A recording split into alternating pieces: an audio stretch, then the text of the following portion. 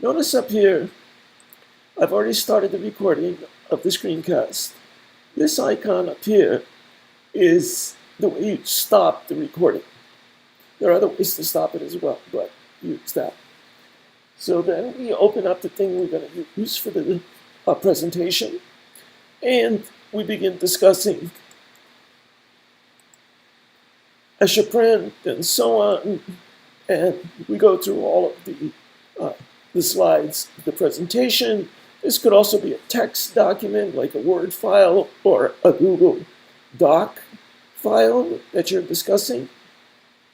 It could be instructions for an assignment, it could be a lesson, and so on. So now I have finished the thing that I wanted to do, screencast. I've finished with the presentation. So I go back down here to QuickTime, and this pops up, this little icon comes up. So now I can